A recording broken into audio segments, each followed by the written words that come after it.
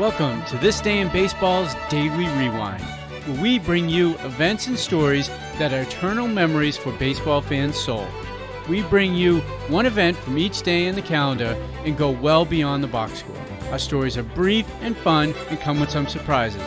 My name's Tom Hannon, and I have had a never-ending curiosity about baseball for 40 years, and it's my pleasure to bring these stories to you. Welcome to Episode 11, One and Done, the story of the Seattle Pilots on This Day in Baseball's Daily Rewind. Before we talk about the Pilots, I want to remind you about This Day in Baseball's YouTube channel. Our username is This Day in Baseball, and we've recently launched several full radio broadcasts of games from 1934, 1935, and 1936, featuring Joe DiMaggio, Carl Hubble, Dizzy Dean, and Babe Ruth, to name a few. We have over 300 videos to walk you through baseball history, and more videos are getting updated every single week. So go on over and check out This Day in Baseball on YouTube. So this episode is dedicated to my friend Rick Smith. Rick and I played baseball together growing up in Cambridge, Mass. For years, and he was a devoted collector of memorabilia from the Seattle Pilots. I had never even heard of the Seattle Pilots when I first met Rick when I was a little kid, and I learned a lot about the Pilots from him. And he helped contribute some facts for this, so I want to thank you for that. As a quick side note, the music you're going to hear during the background of this podcast is the actual theme song from the Seattle Pilots, and I'm going to play it in full length for you after the episode. On Friday afternoon, April 11th, 1969, Major League Baseball came to Seattle, with the American League expansion Seattle Pilots debuting at Sick's Stadium against the Chicago White Sox. Seattle had near misses with both the Indians and the A's, considering moving to the Pacific Northwest, but finally Seattle had a big league team, albeit it was 2 years ahead of schedule. During the game, Seattle is going to score a 7-0 victory over the Chicago White Sox, with 32-year-old Gus Bell tossing a complete game for Seattle. He scattered 9 hits, striking out 6, and walked 4. Bell also helped his own cause by stroking a 2-run double off Bob Locker in the bottom of the 6th. Seattle first baseman Don Mencher hits the first home run in Sick's Stadium, a 2-run homer off Joe Horlin in the 3rd inning. Mencher's home run landed in an area where there were only concrete footings where seats were supposed to be. I'm guessing that was a hollow landing. As a side note, Mencher will be the only All-Star in Seattle Pilots history, as he will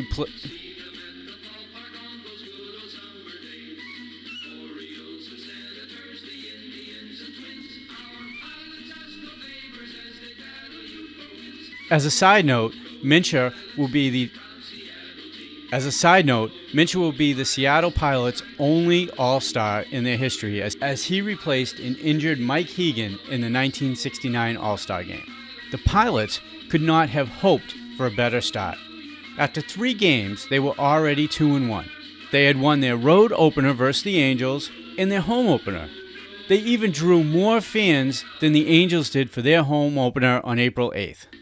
The move to the Pacific Northwest seemed logical. Baseball itself had been deep-rooted in Seattle, and it was the 3rd largest city on the West Coast.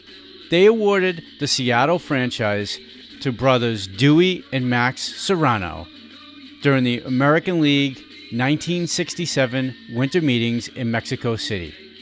Dewey and Max were long-term baseball men and local to the area, so it was a perfect fit. Dewey Serrano would say, "I was happy as heck.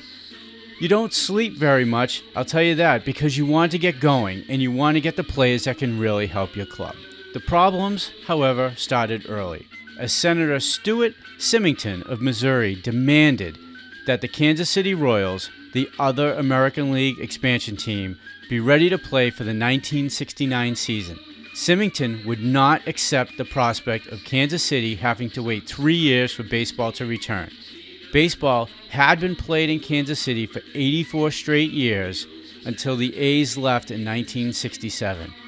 so MLB granted him his wish and the team started playing in 1969. Because of the short timeline, the team was far less prepared off-field than on.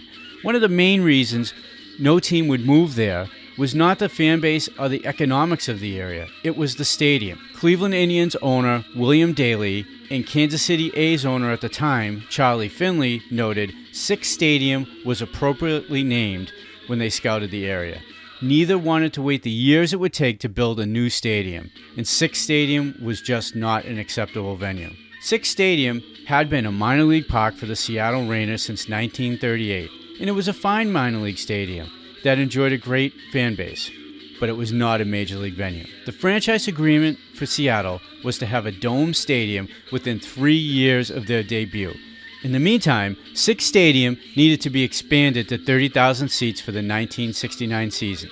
Unfortunately, by opening day, less than 18,000 were in place. The brothers blamed poor weather and cost overruns. The scoreboard was installed the night before opening day, and seats were actually getting installed during the first game. These were seats that fans paid for, and they had to stand and wait for the first 3 innings while the seats were getting installed. I know that is almost impossible to imagine, but it is a true story. The seating did grow through most of the spring, but the new seats mostly had obstructed views, and the stadium maxed out at 25,000 seats, short of the 30,000 that Major League Baseball had required. Beyond the issues for the fans, Sick's Stadium was problematic for a lot more things, such as there were no field-level camera pits, so photographers had to set up their equipment atop the grandstand roof. The clubhouse facilities were second class. No upgrades were made to the stadium's piping, resulting in almost non-existent water pressure after the 7th inning, especially when crowds exceeded 10,000. This forced players to shower in their hotel rooms or at home after the game. The visiting team's announcers couldn't see any plays along third base or left field. The pilots had to place a mirror in the press box, and visiting announcers had to look into it and refract plays in those areas. By the middle of the season, it was obvious. Sick's Stadium was completely inadequate, even for temporary use for Major League Baseball. Now, despite all these issues and some of the highest prices for tickets in the league, the Pilots still drew 644,000 fans. In today's game, that seems uncompetitive. However, it was more than the Chicago White Sox, the Cleveland Indians, the Philadelphia Phillies, or the San Diego Padres in 1969. The Padres, in fact, didn't draw more fans than the Pilots until 1974. The real issue brewing was the brothers did not have the financial means to carry the team.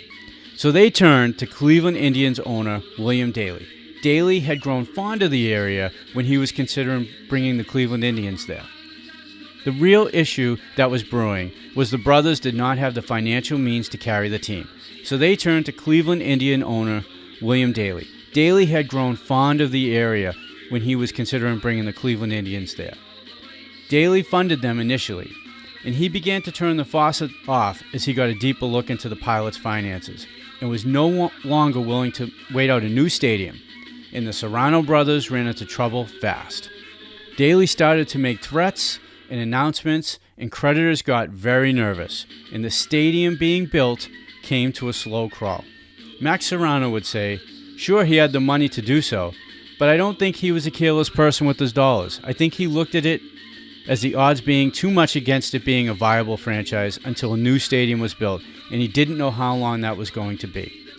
Left with no options, the brothers decided to sell the team. At first, they recruited local theater chain owner Fred Dance. The sale was actually approved by the baseball establishment, but at Christmas, Dance got a reverse present from the Bank of California. They demanded immediate payment in full on the $4 million they had loaned the Pilots for startup costs. Dance couldn't come up with that money in addition to the $10 million he had already raised, so then the sale was nullified. And then, Westin Hotels president Eddie Carlson put together a non-profit corporation to buy the team, but American League owners voted against accepting his offer.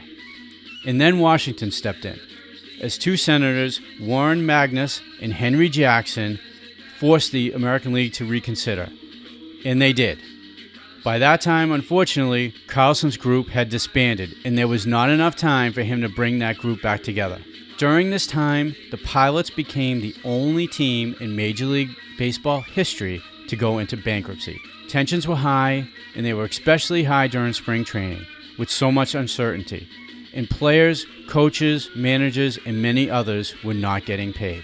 Then, on March 31st, the team was sold out of bankruptcy court to a Milwaukee-based group led by car salesman Bud Selig. The team moved at the end of spring training for the 1970 season and became the Milwaukee Brewers. They would play their first game in Milwaukee at County Stadium on April 7th, as 36,107 fans came out to see their new team. But I should note, after only 2 years in Milwaukee, the Brewers' attendance had slipped well below what it had been in Seattle. The Pilots are one of two teams to play in a city for 1 year. The other, ironically, was the Milwaukee Brewers in 1901, who became the St. Louis Browns and is now the Baltimore Orioles. Interestingly enough, interest in the Pilots themselves is much greater now than it was when the team existed. One of the reasons for this could be the book that Jim Bouton wrote called Ball 4, as he chronicled the entire 1969 season. Although it was much maligned by those inside the game, and Bouton was exiled for baseball for several years, the book, trust me when I tell you this, is a great, fun read. So that's it for April 11th, 1969, This Day in Baseball. I want to thank you for joining us.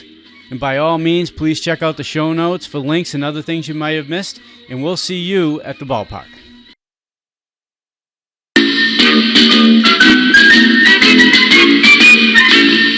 Go, you pilots, you proud Seattle team. Go, you pilots, go out and build a dream. You brought the majors to the evergreen Northwest. Now go, you pilots, you're going to be the best. Welcome the Yankees with instructions and all. Red Sox and Royals from April till the fall. American Leaguers, you got what's known as class. So welcome to Seattle, it's going to be a gas. Go, go, go, go, go, go, go, go.